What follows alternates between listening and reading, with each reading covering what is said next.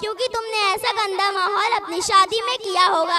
इस गंदे माहौल का असर तुम उस वक्त महसूस करोगे जब तुम अपनी जवान बच्चियों के रिश्ते किसी के घर ले जाओगे। उस वक्त सारा जमाना तुम्हारे खिलाफ होगा, क्योंकि तुमने ऐसी बुनियाद डाली होगी जिसका असर तुम्हारे आने वाली नस्लों और औलादों पर होगा।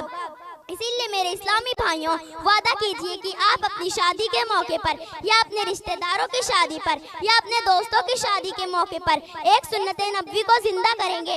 आप जहेज की तलब ना करेंगे, लाख 2 लाख की तलब ना करेंगे, और अगर आपको वो कुछ देंगे भी तो आप वापस कर देंगे, क्योंकि आप कहेंगे कि मैं नहीं चाहता कि मेरे कुसर साहब कर्ज लेकर या घर की जायदाद बेचकर या बाप दादा या सूद जैसी लानत में गिरफ्तार होकर या बाप दादा की जमा की गई हुई चीजों को कौड़ियों में फरोख्त कर जहेज का सामान खरीदें। 1000 के कपड़े 10,000 में खरीदें। ये फजूल की खर्चियाँ कम होनी चाहिए। इसीलिए मैं आज मौजूद तमाम लोगों से कह देना चाहती हूँ, आप दूसरों की तरफ मत देखा कीजिए। पहले आप खुद की कुर्बानी दीजिए, फिर आप उस पर दूसरों को चलने की तरगीब दीजिए। आप उठें और देखें तो सही कि कितनी जवान बच्चियाँ अपने घरों में बैठी हुई हैं, जिनकी आंखों में आंसू भरे हुए हैं, जिनकी जवानी में तो घुन लग चुका है। आप उठें और इनसे पूछे तो सही कि ऐ बहनों, तुम उदास क्यों हो? तुम्हारी आंखों में आंसू भरे हुए क्यों हैं? तुम तन्हाई क्यों पसंद करती हो? तुम्हारे जिस्म पीले क्यों पड़ गए हैं?